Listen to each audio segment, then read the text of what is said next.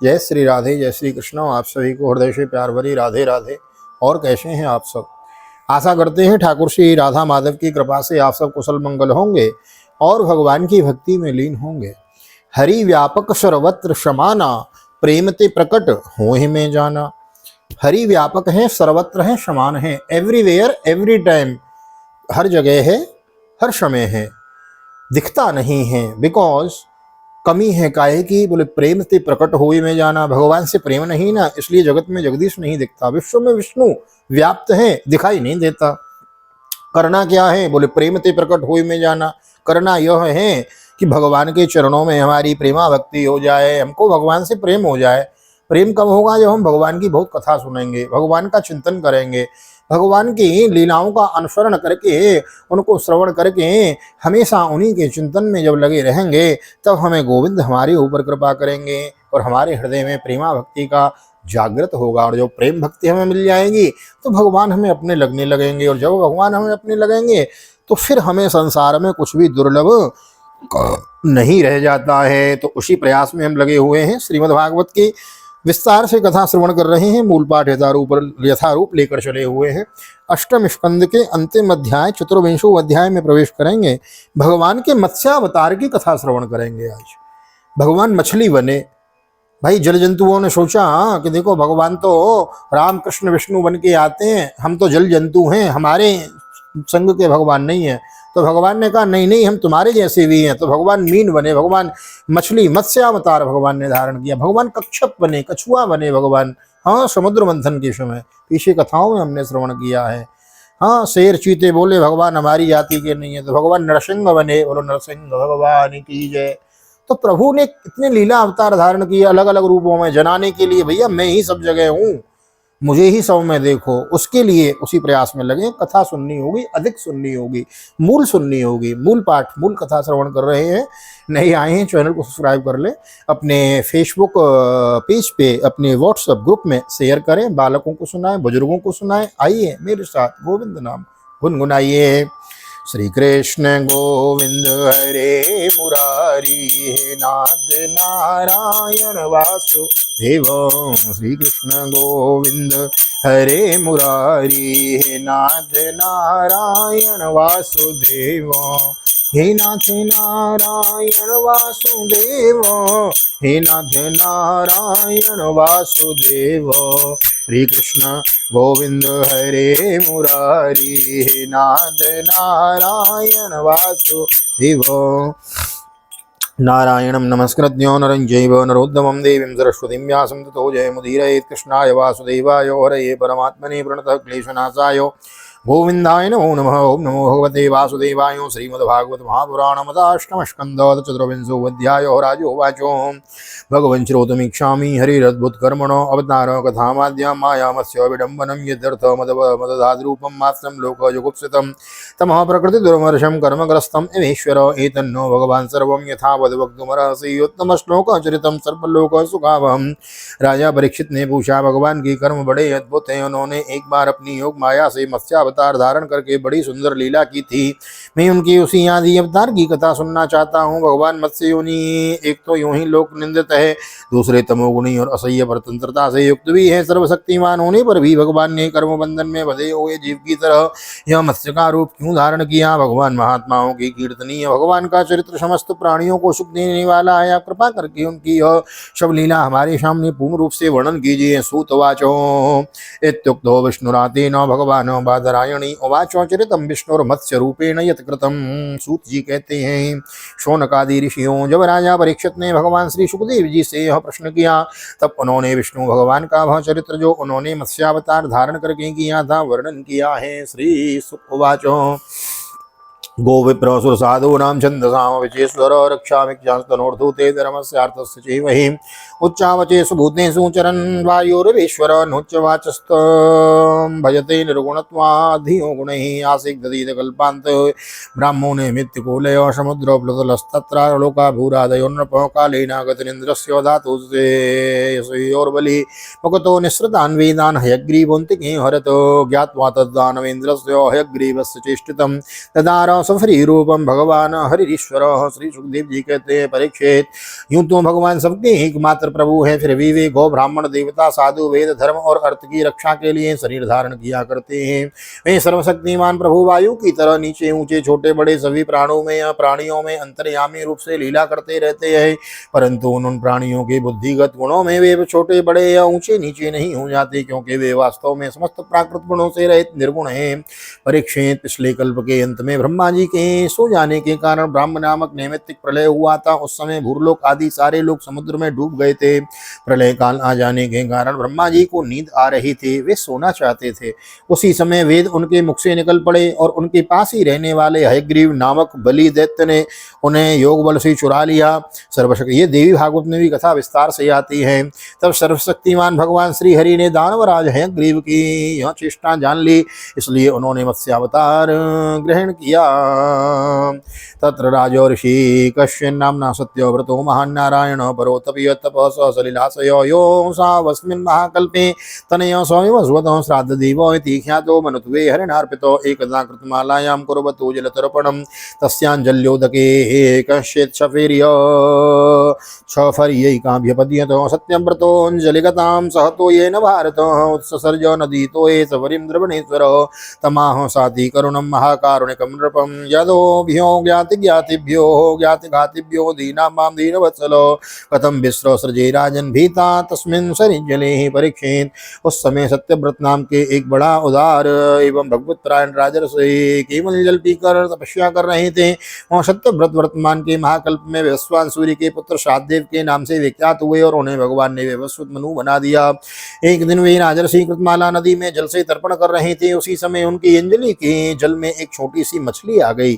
परीक्षित, द्रवण देश के राजा सत्यव्रत ने अपनी अंजलि में आई हुई मछली को जल के साथ ही फिर से नदी में डाल दिया। उस मछली ने बड़ी करुणा के साथ परम दयालु राजा सत्यव्रत से कहा, राजन, आप बड़े दीन दयालु हैं। आप जानते ही हो कि जल में रहने वाले जंतु अपनी जाति वालों को भी खा डालते हैं। मैं उनके वैसे अत्यंत व्याकुल हो रही हूँ। आप मुझे फिर इस नदी के जल में क्यों छोड़ रहे हैं? तमात्मनोनुग्रहार्थं प्रीत्या मत्स्य वपुर्धरम् अजानन् रक्षणार्थाय सपर्यां च मनो ददे तस्याधीनोतरं भाग्यमाश्रित्य स महीपति कालसाप्सो विनिधायेनां दयालुर्निन्याश्रमं सात तत्रैकरात्रेण वर्धमानः कमण्डलौ अलब्धावात्मवकाशं वा इदमाह महीपतिं नाहं कमण्डलावस्मिन् कक्षं वस्तु मे उत्सये कल्पायो कौसो विपुलं तत्राहं निवसे सुखं स एनां ततो आदायो न्यादाधोञ्जन चनोदकैः तत्र क्षिप्ता मुहूर्तेन हस्तत्र यमवर्धत। राजा सत्यव्रत को इस बात का पता नहीं था कि स्वयं भगवान मुझ पर प्रसन्न होकर कृपा करने के लिए मछली के रूप में पधारे हैं, इसलिए उन्होंने उस मछली की रक्षा का मन ही मन संकल्प किया। राजा सत्यव्रत ने उस मछली की अत्यंत दीनता से बात सुनकर बड़ी दया से उसे अपने पात्र के जल में रख लिया और अपने आश्रम पर ले आए। आश्रम पर लाने के बाद एक रात में ही वह मछली उस कमंडलू में इतनी बड़ी गई कि उसमें उसके लिए स्थान ही न रहा। उस समय मछली ने राजा से कहा, अब तो इस कमंडलू में मैं कष्टपूर्वक भी नहीं रह सकती, अतः मेरे लिए कोई बड़ा सा स्थान नियत कर दें जहां मैं सुखपूर्वक रह सकूं। राजा सत्यव्रत ने मछली को कमंडलू से निकालकर एक बहुत बड़े पानी के मटके में रख दिया, परंतु वहां डालने पर वह मछली दो ही घड़ी में 3 हाथ बढ़ गई। फिर उसने राजा सत्यव्रत से कहा, राजन, अब यह मटका भी मेरे लिए पर्याप्त नहीं है, इसमें मैं सुखपूर्वक नहीं रह सकती। मैं तुम्हारी शरण में हूँ, इसलिए मेरे रहने योग्य कोई बड़ा सा स्थान मुझे दो। नम एतोदलम राजन सुखम वस्तु मदंचनम प्रथु देहि पदम मह्यम यत्वाहं शरणं गतो तद आदाय स्वराज्ञा क्षिप्ता राजन सुरेव सरोवरै तदावृत्त्यात्मना सोऽयं महामीनोन्वर्धतो नेतनमे स्वस्त्वयि राजन्नुदकं सलिलौकसः निधेहि रक्षायोगेन हृदय माम विदासनिः इत्युक्ता सोऽनयम्यस्तं तत्राविदासनिः जलाशये संमितं ते समुद्रे प्राक्षिपञ्जसं जीव्यमानस्तमुहेदोमिह वां मकरादयो वदन्त्योति बलावीर मामनेहो स्रष्टुमर्हसि। परीक्षित, सत्यव्रत ने वहां से उस मछली को उठाकर एक सरोवर में डाल दिया, परंतु वह थोड़ी ही देर में इतनी बढ़ गई कि उसने एक महामत्स्य का आकार धारण कर लिया, उस सरोवर के जल को घेर लिया और कहा, राजन मैं जलचर प्राणी हूँ, इस सरोवर को जल भी मेरे सुखपूर्वक रहने के लिए पर्याप्त नहीं है, इसलिए आप मेरी रक्षा कीजिए और मुझे किसी एकाध सरोवर में रख दीजिए। मत्स्य भगवान ने इस प्रकार कहने पर एक एक करके उन्हें कई अटूट जल वाले सरोवर में ले गए, परंतु जितना बड़ा सरोवर होता उतने ही बड़े वे बन जाते। अंत में भगवान उन लीला मत्स्य को समुद्र में छोड़ दिया। समुद्र में डालते समय मत्स्य भगवान ने सत्यव्रत से कहा, वीर समुद्र में बड़े बलि मगर आदि रहते हैं, वे मुझे खा जाएंगे, इसलिए आप मुझे समुद्र के जल में मत छोड़िए।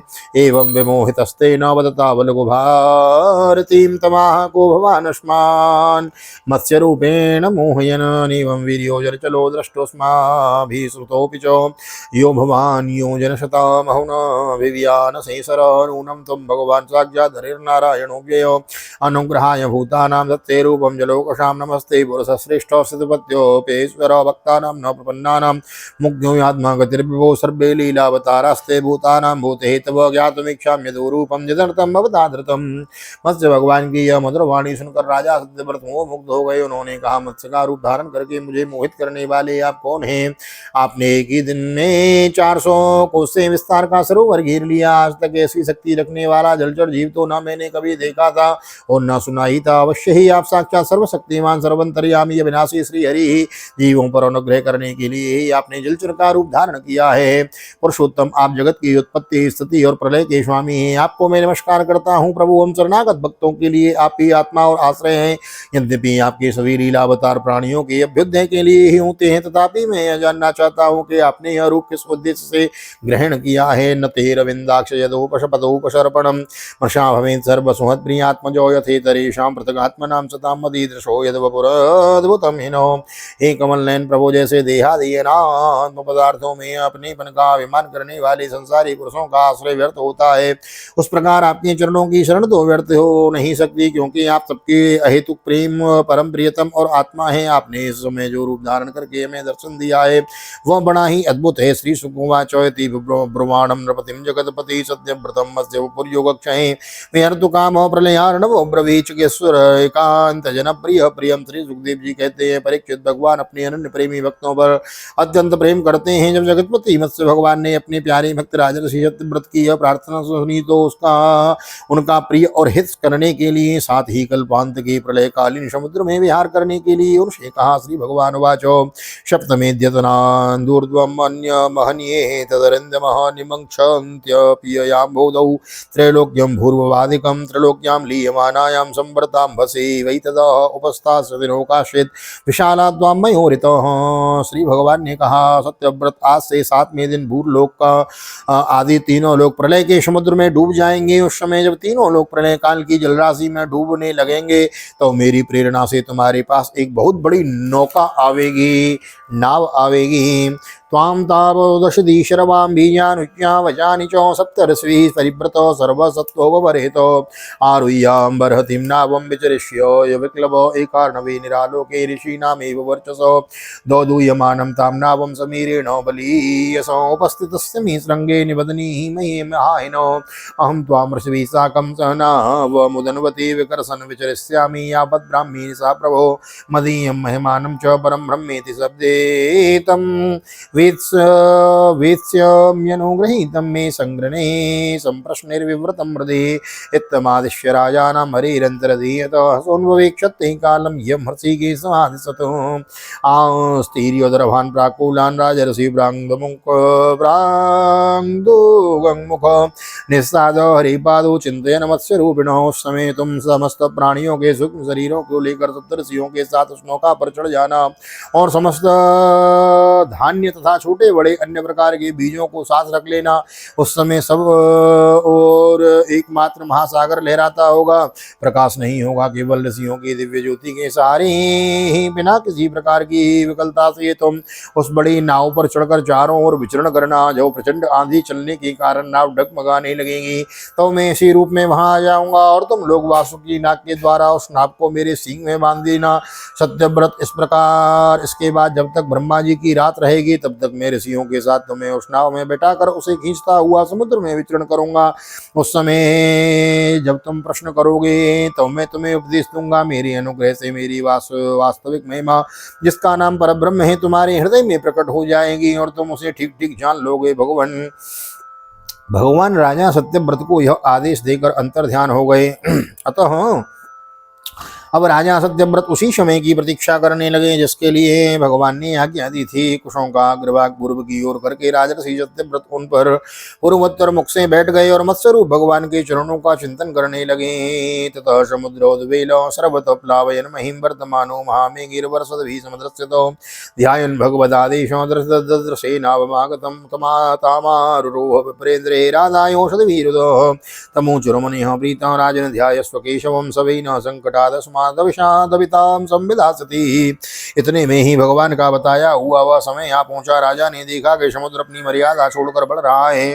प्रलय काल की भयंकर मेघ वर्षा करने लगे। देखते ही देखते सारी पृथ्वी डूबने लगी। तब राजा ने भगवान की आज्ञा का स्मरण किया और देखा कि नाव भी आ गई है। तब वे धान्य तथा अन्य बीजों को लेकर सप्तऋषियों के साथ उस पर सवार हो गए। सप्तऋषियों ने बड़े प्रेम से राजा सत्यव्रत से कहा, राजन तुम भगवान का ध्यान करो, वे ही हमें इस संकट से बचाएंगे और हमारा कल्याण करेंगे। हरि स्मृति सर्व विपद विमोक्षणम। सोनुध्यातस्ततो राजा प्रादुरासीन महार्णवे एक श्रृंगोदरो मत्स्यो हेमो नियत योजनो निबध्नो नावं तत्सृंगे यतोक्तो हरिणाम पुरो भरत्रेणा हिनातष्टस्तुष्टावा मधुसूदनम। उनकी आज्ञा से राजा ने भगवान का ध्यान किया। उसी समय उस महान समुद्र में मत्स्य के रूप में भगवान प्रकट हुए।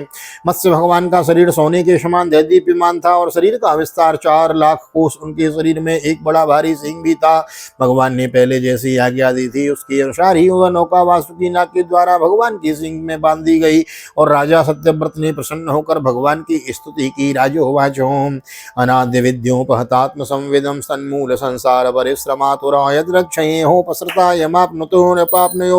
यमाप्नुयोर विमुक्ति दो न परमो गुरुर्भवान् जनो नो जनो बुधोयम निज कर्म वंदनो सुखे क्षया कर्म शमीहते शुकम यत्सेवयातां विदुनोत्सवन्मतिं ग्रंथिं स विद्यान्त हृदयं सर्वो गुरु यतसेवयाग्नेरिव रुद्ररोदनं पमान् विजय्यान्मलमात्मनस्तमो भजेत वर्णं निजमेष सौव्ययो भूयात् स ईशो परमो गुरुः। राजा सत्यव्रत ने कहा, प्रभु संसार के जीवों का आत्मज्ञान अनादि अविद्या से ढका गया है। इसी कारण वे संसार के अनेक अनेक क्लेशों से बाहर पीड़ित हो रहे हैं। जब अनायास ही आपके अनुग्रह से वे आपकी शरण में पहुंच जाते हैं तब आपको प्राप्त कर लेते हैं। इसलिए हमें बंधन से छुटकारा, वास्तविक मुक्ति देने वाले परम गुरु आप ही है। यह जीव अज्ञानी है, अपने ही कर्मों से बंधा हुआ है। वह सुख की इच्छा से दुखप्रद कर्मों का अनुष्ठान करता है। जिनकी सेवा से उसका यह अज्ञान नष्ट हो जाता है, वे मेरे ही परम गुरु आप मेरे हृदय की गांठ काट दें। जैसे अग्नि में तपाने से सोने चांदी के मल दूर हो जाते हैं और उनका सच्चा स्वरूप निखर आता है, वैसे ही आपकी सेवा से जीव अपने अंतःकरण का अज्ञान रूप मल त्याग देता है और अपने वास्तविक रूप में स्थित हो जाता है। आप सर्वशक्तिमान अविनाशी प्रभु ही हमारे गुरुजनों के भी परम गुरु है, तो आप ही हमारे भी गुरु बने। नयत प्रसाद युत भागलेशो मन्ये च देवा गुरुभोजना स्वयं कर्तुं समेता ब्रह्मवन्ति पुंसस्तमीश्वरं त्वां शरणं प्रपद्ये। यक्षग्युरन्धस्य यथाग्रणीकृतो तथा जनस्याविदुषो बुधो गुरु त्वगर्कदक् सर्वदशां समीक्षणो वृत्तो गुरुर्न स्वगतिं बुभुत्सतामो। जितने भी देवता, गुरु और संसार के दूसरे जीव हैं, वे सब यदि स्वतंत्र रूप से एक साथ मिलकर भी कृपा करें तो वे आपकी कृपा के 10,000वें अंश के अंश की भी बराबरी नहीं कर सकते। प्रभु आप ही सर्वशक्तिमान है, मैं आपकी शरण ग्रहण करता हूँ। जैसे कोई अंधा अंधे को ही अपना पथ प्रदर्शक बना लें, वैसे ही अज्ञानी जीव अज्ञानी को ही अपना गुरु बनाते हैं। आप सूर्य के समान स्वयं प्रकाश और समस्त इंद्रियों के प्रेरक हैं। इस हम आत्म तत्व के जिज्ञासु आपको ही गुरु के रूप में वर्ण करते हैं। जनो जनशियादित सही सतीं मतिं यदा प्रपद्येत दुरत्ययं तमो त्वव्ययं ज्ञानमोघमञ्जसा प्रपद्यते येन जनो निजं पदं त्वं सर्वलोकस्य सुहत्प्रियेश्वरो यात्मा गुरुर्ज्ञानमभीष्टसिद्धा तथापि लोको न भवन्तमन्धधीर्जानाति सन्तं यदि भक्तकामः त्वं त्वामहं देववरं वरेण्यं प्रपद्ये प्रतिबोधनाय छिन्दर्त्य दीपेर्भगवन् वचोभिर्ग्रन्थीन् यदय्यान् विवरणं स्वमोक अज्ञानी मनुष्य अज्ञानियों को जिस ज्ञान का उपदेश करता है वह तो वह ज्ञान ही है, उसके द्वारा संसार रूप घोर अंधकार की अधिकाधिक प्राप्ति होती है। परंतु आप तो उस अविनाशी और अमोघ ज्ञान का उपदेश करते हैं जिससे मनुष्य अनायास ही अपने वास्तविक स्वरूप को प्राप्त कर लेता है। आप ही सारे लोक के सुहृद प्रियतम ईश्वर और आत्मा है गुरु, उसके द्वारा प्राप्त होने वाली और अभीष्ट की सिद्धि भी आपका ही स्वरूप है। फिर भी कामनाओं के बंधन में जकड़े जाकर लोग अंधे हो रहे हैं, उन्हें इस बात का पता ही नहीं है कि आप उनके हृदय में विराजमान हैं। आप देवताओं के भी आराध्य देव है, परम पूजनीय परमेश्वर है। मैं आपसे वो ज्ञान प्राप्त करने के लिए आपकी शरण में आया हूँ।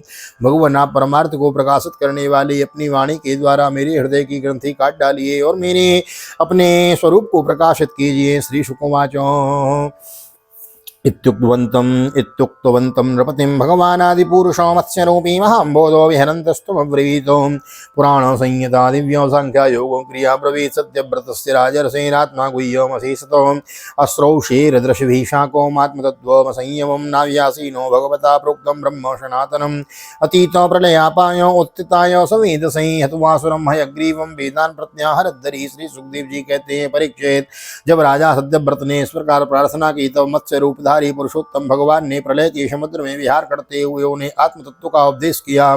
भगवान ने राजर्षि सत्यव्रत को अपने स्वरूप के संपूर्ण रहस्य का वर्णन करते हुए ज्ञान भक्ति और कर्मयोग से परिपूर्ण दिव्य पुराण का उपदेश किया, जिसको मत्स्य पुराण कहते हैं। सत्यव्रत ने ऋषियों के साथ नाव में बैठे हुए ही संदेह रहित होकर भगवान के द्वारा उपदिष्ट सनातन ब्रह्म स्वरूप आत्म तत्व का श्रवण किया। इसके बाद जब पिछले प्रलय का अंत हो गया और ब्रह्मा जी की नींद टूटी तो भगवान ने हयग्रीव असुरों को मारकर उससे वेद छीन लिए और ब्रह्मा जी को दे दिए। शतुषद्यो व्रतो राजो ज्ञान विज्ञान संयुतो विष्णु प्रसाद तत्कल्पेऽस्मिन्नासीद वैवस्वतो मनु सत्यव्रतस्य राजर्षेर्माया मत्स्यसार्गिणोः संवादं महदाख्यानं श्रुत्वा मुच्येत किल विषातो अवतारो हरिर्योऽयं कीर्तयेद नवं नरो संकल्पस्तस्य सिद्ध्यन्ति स याति परमां गतिं। भगवान की कृपा से राजा सत्यव्रत ज्ञान और विज्ञान से संयुक्त होकर इस कल्प में वैवस्वत मनु हुए। अपनी योग माया से मत्स्य रूप धारण करने वाले भगवान विष्णु और राजर्षि सत्यव्रत का यह संवाद श्रेष्ठ आख्यान सुनकर मनुष्य 100 प्रकार के पापों से मुक्त हो जाता है। जो मनुष्य भगवान के इस अवतार का प्रतिदिन कीर्तन करता है उसके सारे संकल्प शुद्ध हो जाते हैं और उसे परम गति की प्राप्ति होती है। प्रलय पयश धातु सुप्त शक्तिरमुखिभ्यां श्रुतिगणमपनीतं प्रत्युपादत्त हत्वा दितिजम कथयदयो ब्रह्म सत्यव्रतानां तमहमखिल हेतुं जिह्वमीनं नतोऽस्मि। प्रलयकालीन समुद्र में जो ब्रह्मा जी सो गए थे उनकी सृष्टि शक्ति लुप्त हो चुकी थी। उस समय उनके मुख से निकली हुई त्रुटियों को चुराकर हयग्रीव दैत्य ने पाताल में ले गया था। भगवान ने उसे मारकर वे श्रुतियां ब्रह्मा जी को लौटा दी। सत्यव्रत तथा सप्तर्षियों को ब्रह्म तत्व का उपदेश किया। उन समस्त जगत के परम कारण लीला मत्स्य भगवान को मैं नमस्कार करता हूँ। बोलो मत्स्यावतार भगवान की जय। सुस्त श्रीमद्भागवते महापुराणे वैयासिक्याम अष्टादश्यां सहस्रयां परमांस्यां संहितायाम् अष्टम स्कंदे मत्स्यावतार चरितानुवर्णनं नाम चतुर्विंशोत्तरः श्रीबालकृष्ण चरणार्पणमस्तु। इत्यष्टम स्कंध विश्रामः श्रीबालकृष्ण चरणार्पणमस्तु। राधा कृष्ण चरणार्पणमस्तु। कृष्णाय वासुदेवाय हरे परमात्मने प्रणतः क्लेशनाशाय गोविंदाय नमो नमः। हरे कृष्ण कृष्ण कृष्ण हरे हरे, हरे रामो राम राम हरे हरे। राधे कृष्ण कृष्ण कृष्ण राधे राधे, राधे श्याम श्याम श्याम राधे राधे। बोल राधा गोविंद भगवान की जय। श्रीमद्भागवत महापुराण की जय। श्री वेदव्यास जी महाराज की जय। श्री सुखदेव जी महाराज की जय। राजा परीक्षित जी महाराज की जय। राजा रामचंद्र भगवान की जय। श्री हनुमान जी महाराज की जय। गोवर्धन नाथ की जय। यमुने महारानी की जय। वृंदावन बाकी बिहारी लाल की जय। गैया मैया की जय। तुलसी मैया की जय। अपने अपने माता पिता की जय। सद्गुरुदेव भगवान की जय। आज के आनंद की जय। श्री राधे श्री राधे श्री राधे श्याम। जय जय राधे जय जय श्याम। सबको बोले वृंदावन धाम। ऐसी प्रार्थना मेरी ठाकुर जी के चरणों में। बड़ा आनंद आता है विस्तार रूप जब भागवत की कथा श्रवण करते हैं। एक एक अक्षरार्थ रोमांस श्रवण करते हैं तो देखो किस प्रकार भगवान मत्स्य रूप धारण करके सृष्टि के समय हाँ महाराज ऋषियों को और समस्त बीजों को धान्यों को लेकर किस प्रकार रक्षा करते और फिर पुनः सृष्टि का विस्तार ब्रह्मा जी के द्वारा होता है। यह सब कथाएं हम विस्तार पूर्वक श्रवण कर रहे हैं। बड़ा आनंद का विषय चल रहा है। नए आए चैनल को सब्सक्राइब कर लीजिए। मिलेंगे 9वें स्कंद में दूसरे खंड में। तब तक के लिए श्री धाम वृंदावन से आप सभी को हृदय से प्यार भरी जय श्री राधे, जय श्री कृष्ण, हरि ओम।